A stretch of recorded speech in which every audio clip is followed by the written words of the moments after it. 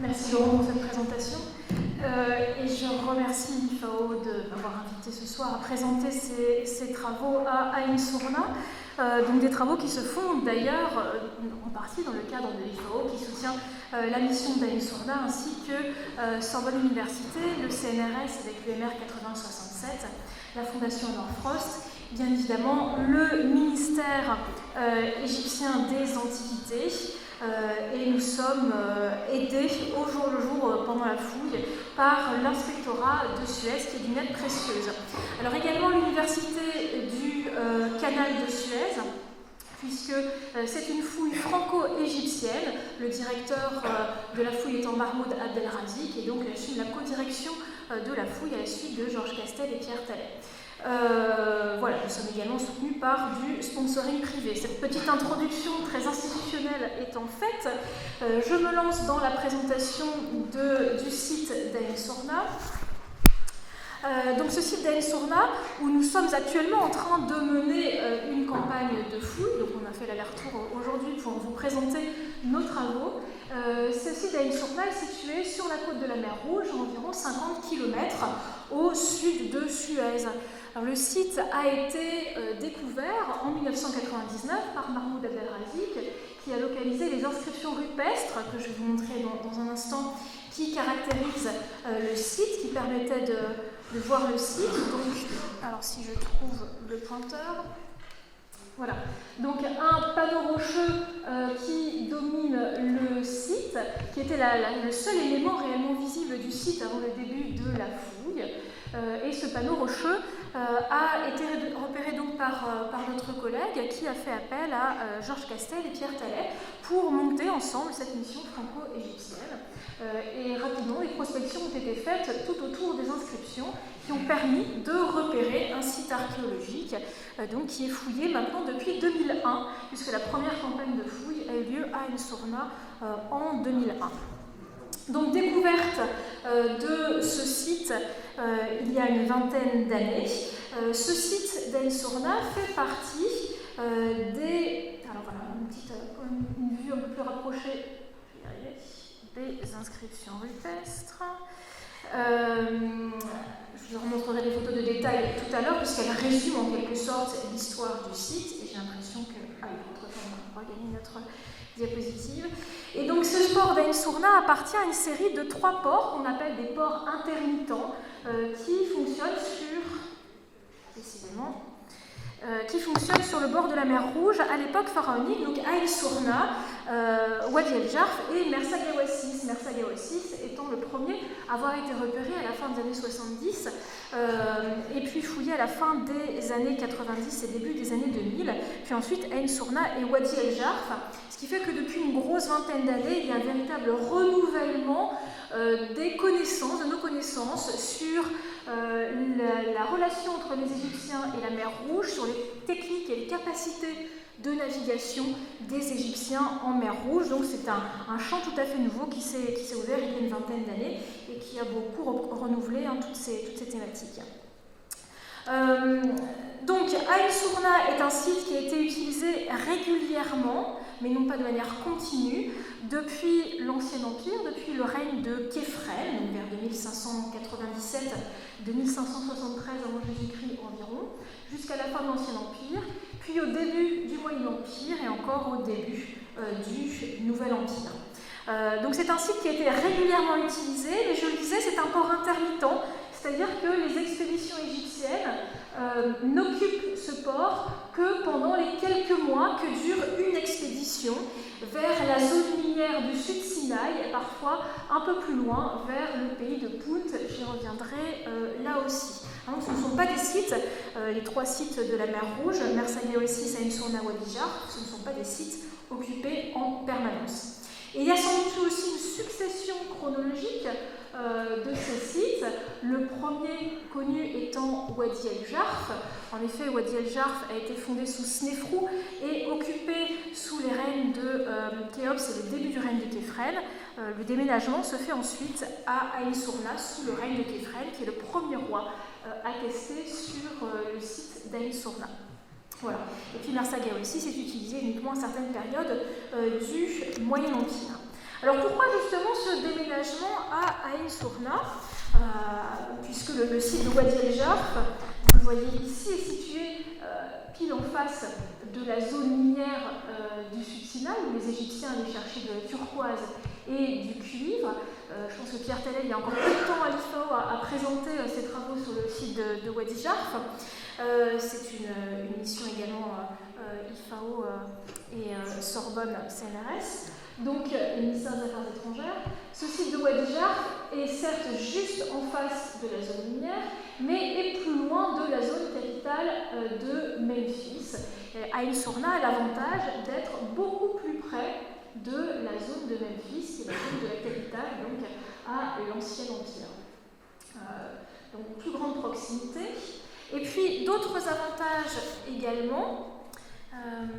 Si je reprends maintenant la photo satellite du site, le site archéologique est situé là, et vous voyez, il est à quelques centaines de mètres du littoral, le trait de côte n'ayant quasiment pas bougé depuis l'Antiquité, d'après les études de notre géomorphologue.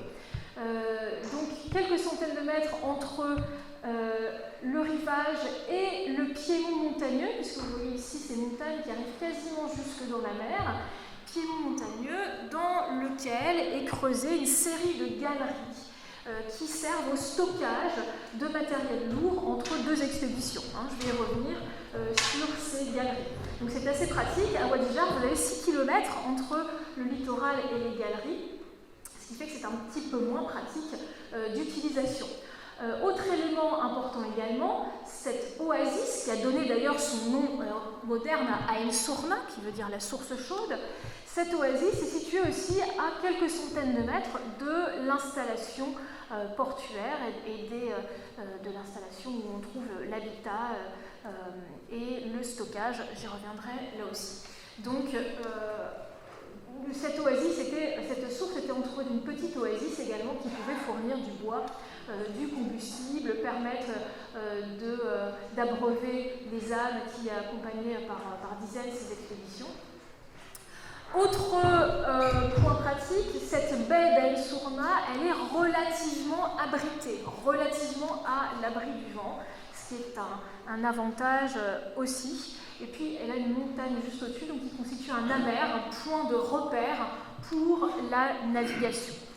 Donc une série d'avantages qui font que Ain Sourna était de ces 3 sites, de ces 3 ports intermittents de la mer Rouge, celui qui a été le plus fréquemment et le plus longtemps utilisé par les Égyptiens, puisqu'on a des traces donc de l'Ancien Empire, du Moyen Empire, ce sont les 2 périodes principales d'utilisation, mais aussi un petit peu du Nouvel Empire. Et le site a même été réutilisé, réoccupé plus tard, à l'époque byzantine, notamment par des ermites coptes, qui réoccupaient les entrées de galeries et avait une petite activité de travail de l'albâtre sur le site. Voilà donc pour cette brève présentation du site lui-même. Alors, nous fouillons donc ce site depuis 2001, alors pas complètement, puisque le site est coupé en partie par la route, et puis la liaison avec le littoral a été perdue en raison de la construction d'un hôtel qui a été construit là plusieurs années avant le début de la fouille, avant que le site lui-même ne soit découvert. Également une série d'installations, gazoducs, routes pour la ligne haute tension, etc. Mais malgré tout cela, nous avons encore beaucoup de vestiges à fouiller sur le site. Un site que l'on peut décomposer en 2 zones, ce que l'on appelle dans la fouille du site la zone haute, celle où se trouvent les galeries creusées dans la montagne pour le stockage, et une zone basse, davantage dédiée à la vie quotidienne et aux activités sur le site le temps d'une expédition, donc avec l'habitat, un stockage plus léger et puis des ateliers. La zone haute, justement, alors cette zone haute, elle se caractérise par un ensemble de galeries qui sont creusées dans le grès.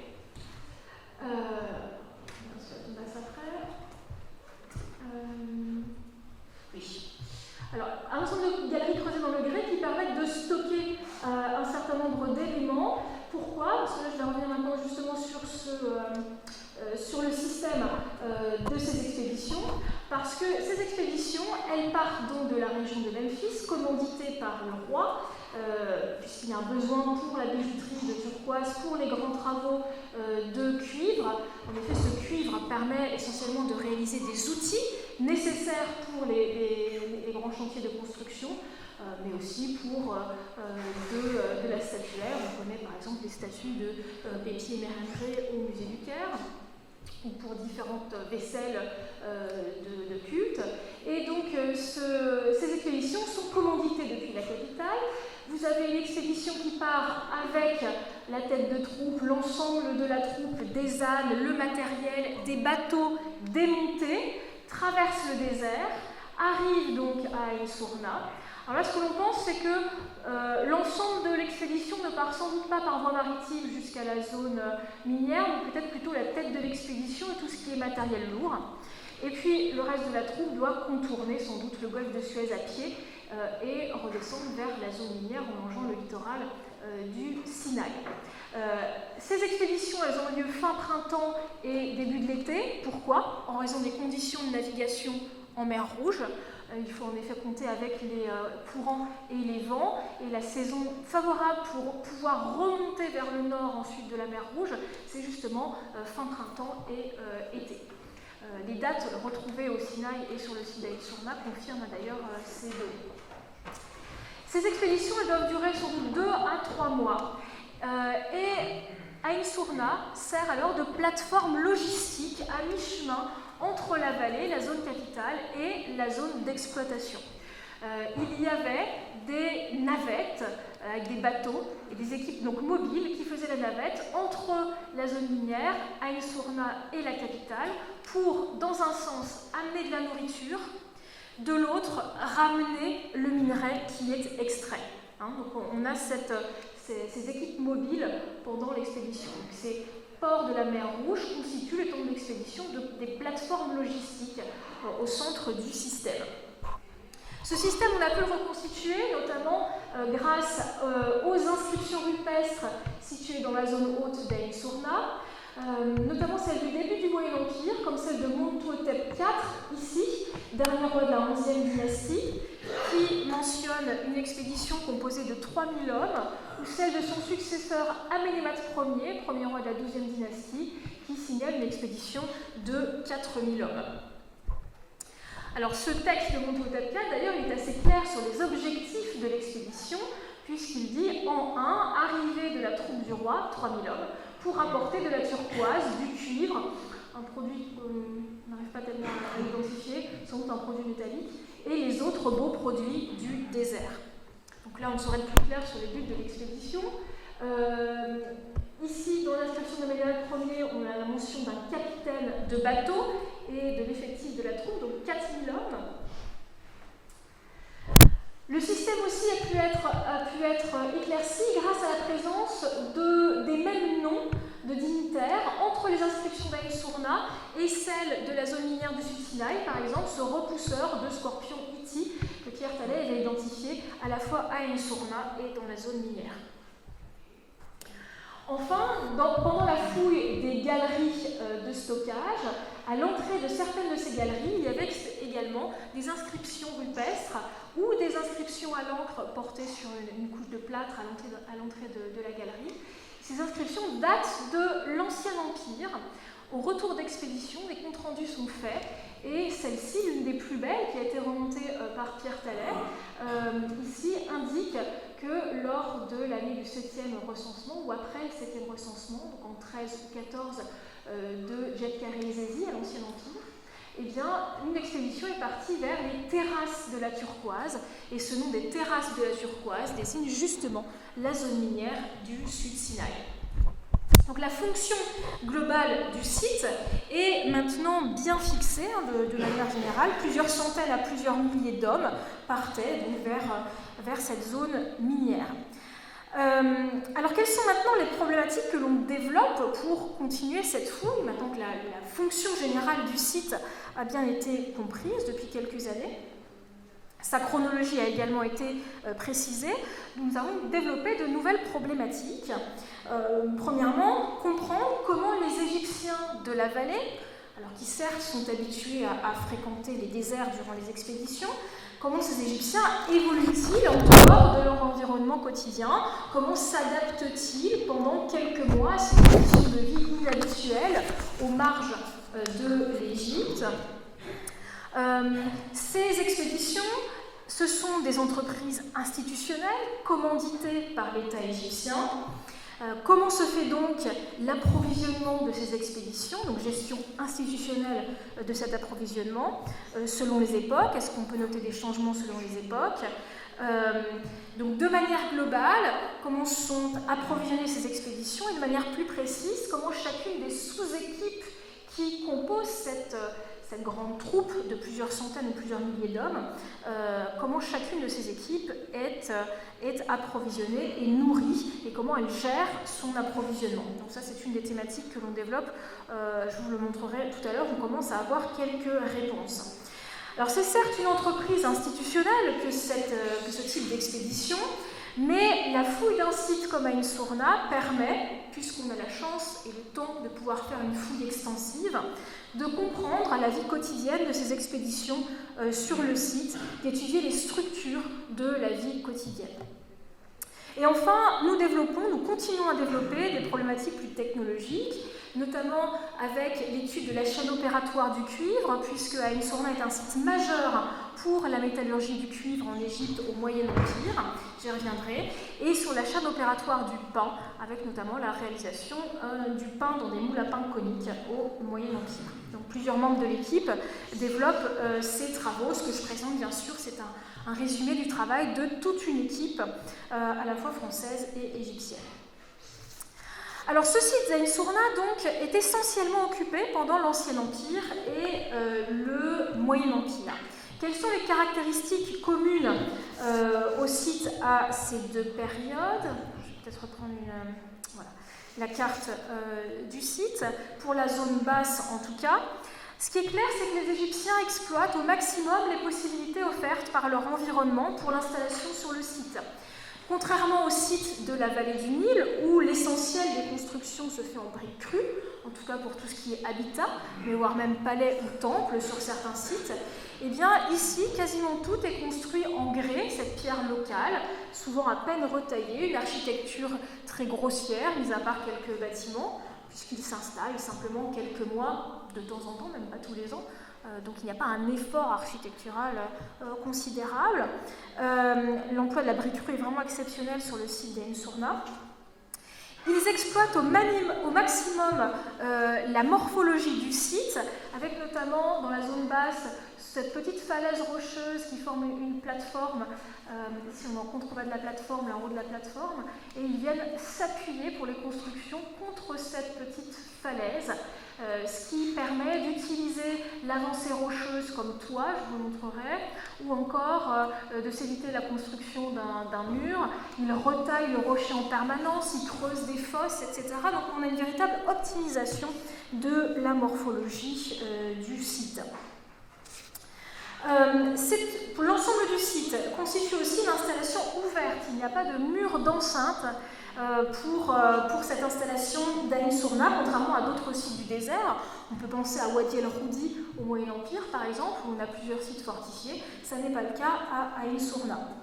Il n'y a pas non plus de planification de l'installation, pas de plan préétabli imposé d'en haut, comme dans certains sites de la vallée. Voilà pour ces caractéristiques d'ensemble, aussi bien pour l'Ancien Empire que pour le Moyen Empire. Alors, je reviens justement période par période sur l'installation sur le site. Je vous disais installation sous Kéfrel. Oui, pour ce qui est de cette plateforme logistique, mais nous avons quelques traces d'installation possiblement antérieures sur le site d'Ain Sourna. Nous avons trouvé 2 fragments de vases cordés en albâtre, en calcite, ou encore plusieurs fragments, j'en montre un seul ici, de vases en pierre dure, caractéristiques soit de l'époque tinnite, soit au maximum du début de la 3e dynastie. Il y avait une datation C14 qui avait été faite sur un foyer aussi, qui indiquait une date de 3100 avant Jésus-Christ. Donc il y a peut-être eu une occupation ponctuelle à une période antérieure à l'Ancien Empire. Mais globalement, l'installation se fait à partir du règne de Képhren, avec donc une série d'expéditions. Pierre Tallet a recensé environ 11 expéditions vers le sud Sinaï depuis le règne de Képhren jusqu'à celui de Pépi II, donc potentiellement ces 11 expéditions au minimum sont passées par Aïn Sourna. En tout cas, les empreintes de sceaux, les inscriptions de différentes sortes sur le site mentionnent plusieurs rois, donc Képhren, les rois de la 5e dynastie, notamment Djedkari et Inas, ou encore les rois de la 6e dynastie, donc Pépi Ier, Pépi II. On peut sur le terrain maintenant identifier au moins 3 ou 4 faces clairement distinctes de l'Ancien Empire, notamment dans la partie basse du site. Alors à l'Ancien Empire, les expéditions, le corps expéditionnaire fait creuser donc ces galeries, sans doute en plusieurs étapes, des galeries de 15 à 20 mètres qui sont aménagées dans le rocher et dont la fouille est maintenant terminée depuis 2012. Une fouille qui a été essentiellement menée par Georges Castel, qui a dû étayer toutes ces galeries au fur et à mesure, puisque le grès et la mudstone qui composent la montagne ici sont extrêmement fragiles, et il a fallu constamment étayer ces galeries pour pouvoir les fouiller. Et donc, ces galeries abritaient donc du matériel entre deux expéditions, notamment des bateaux, j'en reparlerai, pour le Moyen-Empire, puisqu'on a trouvé des vestiges de bateaux datant du Moyen-Empire. Mais aussi de la céramique, donc tout ce qui était matériel lourd et qui potentiellement pouvait être réutilisé lors d'une expédition postérieure, était stocké dans ces galeries qui étaient fermées à la fin des expéditions. Voilà l'entrée de plusieurs d'entre elles, avec 3 entrées d'ailleurs qui sont protégées par un bâtiment adossé au rocher qui avait été construit à l'Ancien Empire, sans doute à la 4e dynastie. À l'entrée de ces galeries, la datation est confirmée pour plusieurs d'entre elles par des inscriptions. Donc ici, encore une fois, une inscription de Djedkari Izéhi. Dans la partie basse du site, tout ce qui est en rouge sur le plan date de l'Ancien Empire. Donc on a quand même une installation assez large sur le site, sur la partie basse du site à l'Ancien Empire, avec notamment des installations liées à la fonction portuaire d'Aïn Sourna. Je vous l'ai dit, la connexion avec la mer est perdue, mais on a plusieurs structures qui montrent des activités portuaires, notamment ici dans la zone du COM 14 qui a été fouillée par Grégory Marouane il y a quelques années. La fouille s'est achevée en 2011 avec ce qu'on appelle, nous, la fosse à bateau. Tout le monde n'a pas toujours été d'accord sur cette fonction. C'est une grande fosse creusée dans le plateau rocheux qui fait donc 17,50 m de long.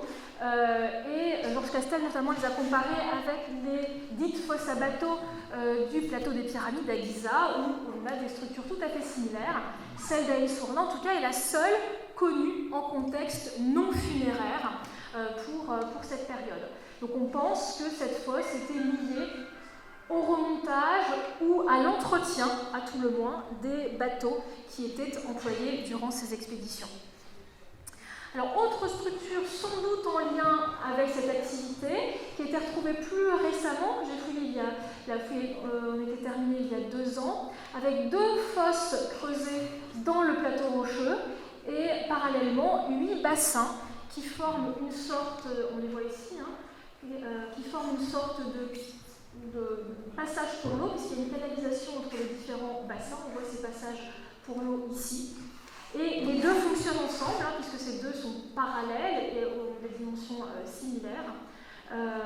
Cela étant, on n'a absolument aucun parallèle pour ce type de structure dans la documentation archéologique actuelle. Ceci date de l'Ancien Empire, de la même période que la fosse à bateau. Donc mon hypothèse est que cela pourrait être lié aussi à l'entretien ou au remontage des bateaux. On sait que notamment pour le remontage des bateaux, il peut y avoir besoin de mouiller à nouveau des pièces de bois pour les remettre en forme, etc. Pourquoi pas des structures liées à ce type d'activité. Mais on en reste encore à ce stade à des conjectures pour cette structure. Alors ce qui nous occupe aussi depuis 2 ou 3 ans maintenant et que nous continuons actuellement, c'est cette zone ici à l'ouest du COM 14, donc COM 14 ouest et S6 nord, où nous avons trouvé plusieurs phases datant de l'Ancien Empire. Alors ce n'est pas encore un plan phasé parce qu'on n'est pas tout au bout de la fouille, donc il y a encore du travail d'analyse à faire, mais notamment ici, le premier niveau d'installation à cet endroit, qui correspond au premier niveau d'installation sur le site dans la deuxième moitié de la 4e dynastie, montre des séries de foyers, de fosses. Je peux vous en montrer quelques-unes ici. Celles-ci ont été fouillées il y a 2 ans. On a continué à étendre, on en trouve d'autres maintenant. Décalage de jarres, etc. Avec des activités notamment de cuisson du pain qui sont réalisées dans cette zone. Donc là, on a une vue vraiment sur le quotidien, l'approvisionnement, la fabrication du pain pour les équipes dans la deuxième moitié de la 4e dynastie. Voilà la suite de ce qu'on a trouvé l'an dernier, avec des séries, on le voit en coupe, des séries de foyers qui se succèdent à des intervalles assez rapprochés. C'était la vue en fin de fouille l'an dernier. Et là aussi, je vous parlais tout à l'heure de l'utilisation de la morphologie de ce plateau rocheux. On le voit encore ici, avec une installation qui se fait sur la falaise, mais également au pied de la falaise, et même l'utilisation de cette petite falaise elle-même. Vous voyez ici, ce rocher est percé de très nombreux trous pour l'aménagement. Alors ça, c'est une vue panoramique d'hier sur le site, avec l'avancement de la foule. On avance sur ces niveaux de la 4e dynastie. Donc une série d'aménagements, notamment pour des rangements, ou même pour des petits sièges. L'an dernier, nous avions fouillé cet endroit. Il y a un foyer ici, et avec ce siège dans le rocher. Alors ça ne paraît pas très parlant ici, mais j'ai demandé à Lynn Bax, une de mes fouilleuses, de poser pour donner une idée. On est parfaitement bien assis là, et on est devant le foyer, donc sur ce petit siège. Ou encore ici, ce rangement, vous avez une vue sur ce rangement avec 3 rangées de briques et de pierres superposées pour faire ce petit placard dans le rocher. Donc vraiment, ils utilisent au maximum leur environnement. Ces zones artisanales, cette fois-ci de la 5e et 6e dynastie, on les fouille aussi dans la même zone. Donc on a vraiment plusieurs niveaux de l'Ancien Empire, avec des structures que là encore on n'a pas encore complètement bien analysées, puisqu'il y a peu de parallèles. Il n'y a quand même pas non plus des masses de structures de ce type fouillées pour l'Ancien Empire. Donc on peut en voir ici avec ces fosses aménagées avec des tessons, des pierres plates, de la mouna, peut-être pour un stockage léger ou pour une activité de mélange de pâte à pain ou autre. Pour l'instant, on n'a pas encore vraiment de réponse. Les analyses sont en cours, notamment archéo-botaniques. Voilà. Également à proximité, scellement de jarres avec de l'argile locale. On a même trouvé tout le process de scellage de ces jarres, avec de l'argile qui a été préparée sous la forme de petits boudins stockés. On a retrouvé des piles de boudins d'argile prêts à être utilisés pour réaliser des bouchons de jarres. Alors je vous parlais aussi de la couverture de certaines pièces grâce à cette avancée rocheuse. On le voit bien ici, on a dû casser une partie qui était semi-effondrée pour ne pas mettre en danger les fouilleurs, mais on voit encore bien ici cette pièce aménagée le long du rocher, avec ce toit constitué par l'avancée rocheuse. Il stockait donc du matériel d'une expédition pour les retrouver à l'expédition suivante, ce qui fait que régulièrement on trouve du matériel abandonné, par exemple dans cette pièce contre le rocher, une expédition de l'Ancien Empire avait creusé une petite fosse et laissé ici une série de 47 outils ainsi que des meules empilés. Et sans doute cela a été ensablé et n'a pas été retrouvé à l'expédition d'après. Donc nous l'avons retrouvé l'an dernier ici avec cet ensemble mythique. Voilà. Donc voilà pour l'Ancien Empire. Alors dans la zone basse, nous avons également trouvé au moins une empreinte de sceau ici, c'est bien conservé, sans doute de la 5e dynastie. Donc ces empreintes de sceau permettent aussi de préciser la chronologie de l'occupation du site. Et puis surtout, grosse découverte de la saison précédente, donc 2019, nous avons trouvé dans la zone basse, et c'est une première dans cette zone basse du site, une stèle particulièrement intéressante datant du règne de Djedkare-Isesi. Alors pourquoi particulièrement intéressante ? D'ailleurs, on est toujours content de trouver ce type de monument, mais surtout elle vient se rattacher à un dossier déjà bien connu. En effet, ce monsieur ici le scribe Sénel Idou, est connu par d'autres inscriptions. Un fragment d'inscription de la zone haute pourrait le mentionner à Ain Sourna. Et surtout au Wadi Marara, il est représenté ici. Déjà, cette inscription du Wadi Marara avait attiré l'attention, puisqu'il est représenté avec sa famille, sa femme et son fils. Or, généralement, en contexte expéditionnaire, les dignitaires ne se font pas représenter avec leur famille, mais seuls. Donc c'était une exception. Or, sur la stèle d'Ain Sourna, encore une fois, ce même Sénel Idou est représenté avec sa femme et avec son fils, à nouveau.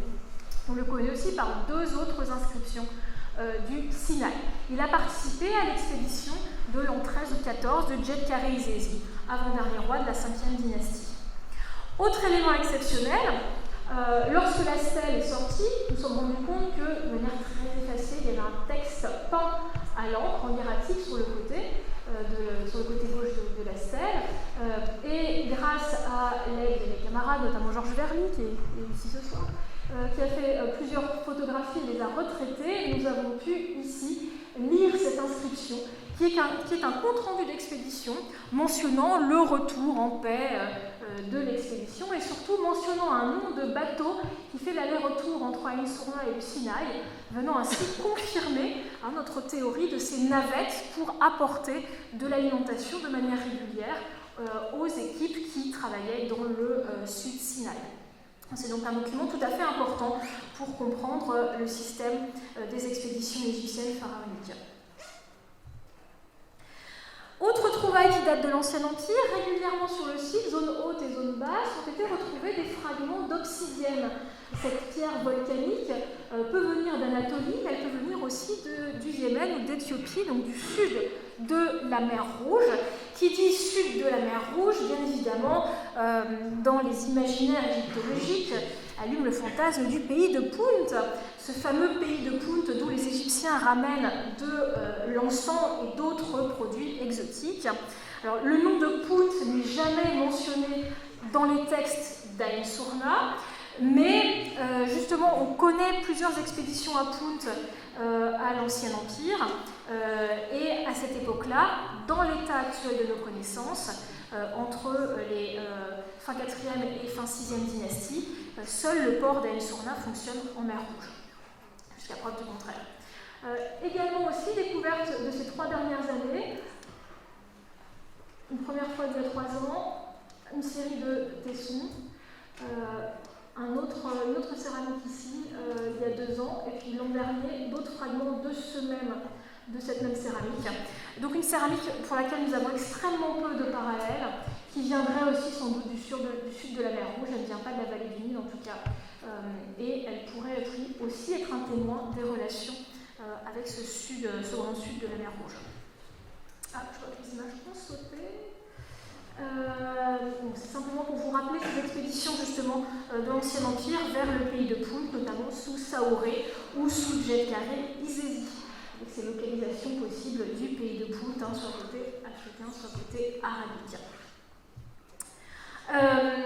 Autre élément aussi, souvenez-vous de la biographie de Pékinard Tekaïb à Assouan, qui mentionne le fait que ce chef d'expédition va récupérer le corps d'un autre chef d'expédition tué alors que, dit le texte, il montait des bateaux pour partir vers le pays de Punt.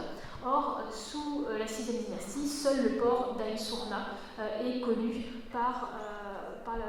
dans la documentation archéologique. Donc, encore une fois, cet épisode-là, mettant en jeu ce chef d'expédition Pékinard Tekaïb, a toute chance d'avoir eu lieu à Ain Sourna.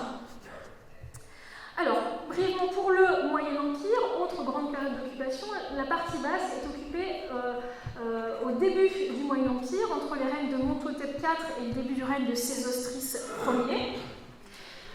Dans la partie haute, en revanche, on retrouve à la fois ce début du Moyen-Empire et puis la fin de la 12e dynastie. Vestiges exceptionnels dans les galeries qui ont été réoccupées au Moyen-Empire, ce sont ces vestiges de bateaux trouvés dans 2 des galeries de stockage sous forme carbonisée. Visiblement, le feu a été mis à ces galeries, donc on imagine des populations nomades ou semi-nomades de la région qui voulaient gêner les Égyptiens. C'est c'était le meilleur moyen de les gêner, hein, que de mettre le feu aux moyens de transport qui servaient pour les expéditions. Donc le feu a été mis aux galeries, et le feu était tellement fort, la pierre étant fragile, le plafond des galeries s'est effondré sur le feu, a éteint le feu, étouffé le feu, préservant certains vestiges de ces bateaux qui ont été étudiés par notre collègue Patrice Paumet, qui a montré que c'était des bateaux en cèdre du Liban, qui faisaient entre 13 et 15 mètres de long, donc ils font partie des plus anciens bateaux de mer connus au monde. Et on peut encore percevoir notamment les modes d'assemblage sur ces pièces, avec un système renforcé pour la mer, notamment avec des doubles tenons et mortaises, et toujours ce système de bateaux cousus que l'on connaît notamment par le bateau de Khéops à Giza. Plusieurs ancres aussi retrouvées, notamment dans des entrées de galeries. Et surtout, cette partie basse, très large, l'implantation du Moyen-Empire s'élargit considérablement par rapport à celle de l'Ancien Empire, notamment pour une raison qui est que, au début du Moyen-Empire, les Égyptiens commencent à traiter le minerai de cuivre qu'ils ramènent du Sinaï, ici à Ain Sourna. Donc nous avons quasiment 80 fours de réduction du minerai de cuivre qui ont été retrouvés à Ain Sourna à ce stade.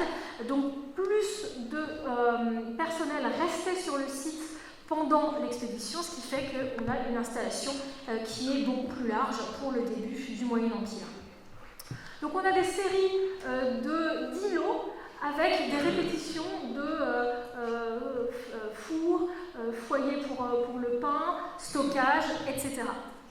Plusieurs phases de ce début du Moyen-Empire, donc sans doute une phase par expédition. Ici, c'est un premier phasage qui a été fait, on voit déjà 3 phases du Moyen-Empire. Avec toujours de l'habitat, notamment dans ces cellules le long du rocher, où il laissait parfois des jarres de stockage. Et puis, le fait de pouvoir fouiller en extension permet de commencer à procéder à une analyse spatiale de l'ensemble de l'installation, avec notamment ici, vous voyez, en orange, ce sont des chambres chaudes pour la cuisson du pain. En vert, les batteries de fours de métallurgie, chaque batterie étant composée de 3 ou 4 fours de réduction.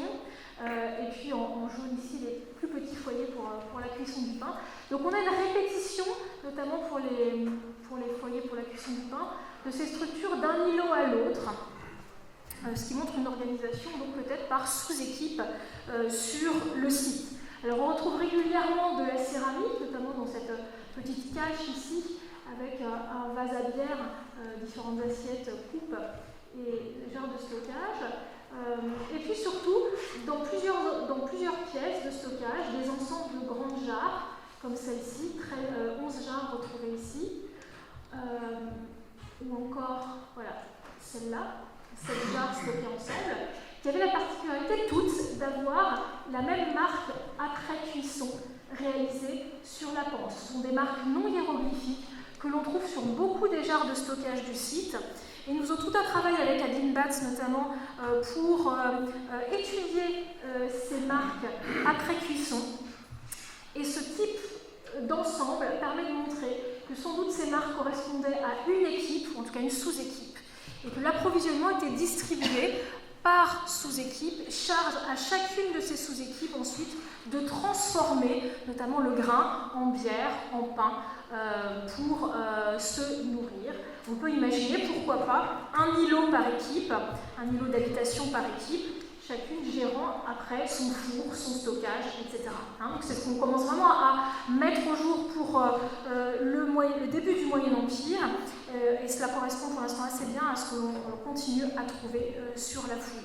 Donc on a une appréhension maintenant beaucoup plus fine de cette organisation de l'approvisionnement et des expéditions. Sur certaines jarres, petite minorité, nous avons même des toponymes qui sont mentionnés, notamment le toponyme du delta, de l'ouest du delta, qui revient de reprise, ou la mention de ce deuxième nome de Basse-Égypte, qui ont pu fournir donc de l'approvisionnement pour ces expéditions. On retrouve d'ailleurs ce même nom de nome dans les papyrus, dans les comptabilités du Wadi Jarf à l'Ancien Empire. Beaucoup d'outillages retrouvés sur le site, de silex, d'outillages lithiques. qui était étudié par Jérôme Robitaille et François Briouat. Et donc des espaces, donc, encore une fois, de transformation de la nourriture, ici avec ces espaces ouverts présentant de nombreux foyers, des espaces de rejet, etc. Donc on peut avoir une appréhension fine maintenant de ces activités. Alors, j'essaie de passer un tout petit peu plus vite pour en arriver à la métallurgie, donc beaucoup de vestiges métallurgiques, quelques outils, mais surtout des vestiges d'ateliers de métallurgie. Alors, la photo a sauté visiblement justement la séance de l'atelier métallurgie. Bref. Je vous montre ici les activités, cette fois-ci, d'archéométallurgie, enfin de restitution des processus qui sont menés par notre équipe. Donc une première étude de la métallurgie à Aix-sur-Ornain a été menée par l'équipe de Philippe Fusain au début de l'étude du site. Et puis maintenant, depuis 8 ans, c'est Georges Verny qui a repris l'ensemble de l'étude archéométallurgique et qui est là à chaque saison et qui aussi en Belgique et en France mène beaucoup d'expérimentations, ce qui permet de bien comprendre les processus maintenant de transformation du cuivre. Or, ce site d'Aix-sur-Ornain est absolument unique à l'échelle de l'Égypte pour le Moyen-Empire, puisqu'on n'a pas d'autres sites avec autant de fours et avec la possibilité de restituer l'ensemble de la chaîne opératoire du cuivre. Donc chaque année, les fouilles et puis la comparaison avec les données de l'expérimentation permettent d'avancer dans la compréhension fine de ce processus. Et également quelques fours de fusion retrouvés à Aix-sur-Ornain. Autre type d'expérimentation, celle faite par Adeline Batz, qui vient de terminer sa thèse à Paris-Sorbonne, sur la cuisson du pain dans des moules coniques. C'est le type de moule que l'on retrouve essentiellement pour la cuisson du pain à Aix-sur-Ornain au début du Moyen-Empire. Donc il y avait encore beaucoup de questions sur la chaîne opératoire du pain. Et donc elle a bien avancé dans cette restitution de la chaîne opératoire qui permet aussi de mieux comprendre comment étaient nourries les équipes, mais aussi comment était gérée la distribution des rations en grains et en pain à Aix-sur-Ornain. Voilà. Alors je termine bien sûr en montrant l'ensemble de l'équipe. Alors la photo date de 2018, on n'a pas encore fait de photos cette année. De notre équipe franco-égyptienne, puisque nous travaillons avec une équipe de fouilleurs de Gourna, donc des fouilleurs spécialisés qui évoluent sur différents chantiers pendant toute l'année. C'est vraiment un travail de réflexion en commun que nous menons sur ces structures que nous fouillons ensemble. Donc équipe sous la direction du Raïs Kamal Nasreddin, et puis avec le personnel de l'IFAO et avec Adel Farouk, qui est notre intendant et qui nous facilite grandement la vie au jour le jour. Voilà, je vous remercie pour votre attention et si vous avez des questions, n'hésitez pas.